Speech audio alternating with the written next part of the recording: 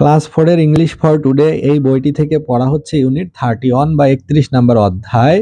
অধ্যায়ের নাম হলো মান্থস অফ দ্য ইয়ার 2।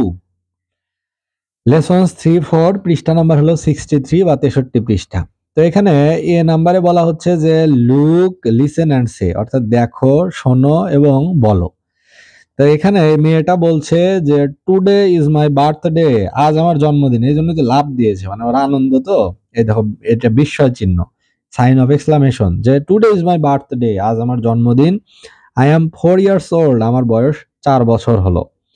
তখন এই ছেলেটা বলছে 4, ইউ আর নট 4, তোমার বয়স তো 4 বছর না। ইউ আর ইন ক্লাস 4, তুমি পড়ো 4th শ্রেণীতে, কিন্তু তোমার বয়স তো আর 4 বছর না।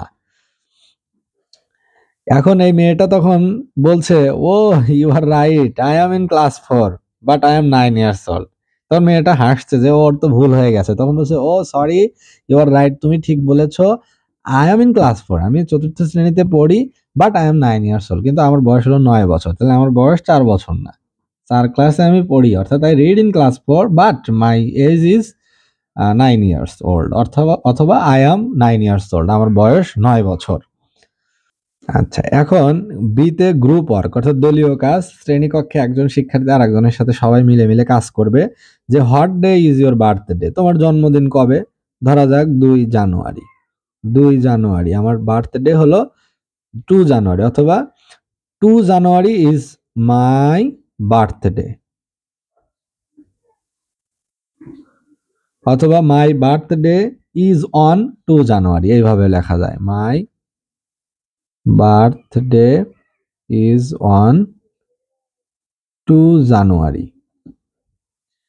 তারপর বলছে হাউ ওল্ড আর ইউ, তুমি কয় বছর বয়স তোমার? তাহলে আই অ্যাম 10 ইয়ার্স ওল্ড, আমার বয়স 10 বছর।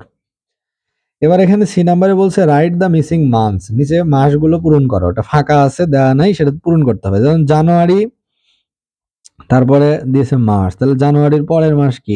FEB, Feb r u a, February, February. March, মার্চের পরে APRIL, এপ্রিল। মে, মের পরে জুন, জুনের পরে জুলাই, জুলাইয়ের পরে আগস্ট, AUGUST, অগাস্ট।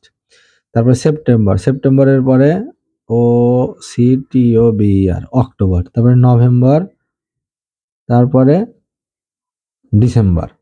তাহলে জানুয়ারি, ফেব্রুয়ারি, মার্চ, এপ্রিল, মে, জুন, জুলাই, অগাস্ট, সেপ্টেম্বর, অক্টোবর, নভেম্বর, ডিসেম্বর, এই টোটাল 12 মাস।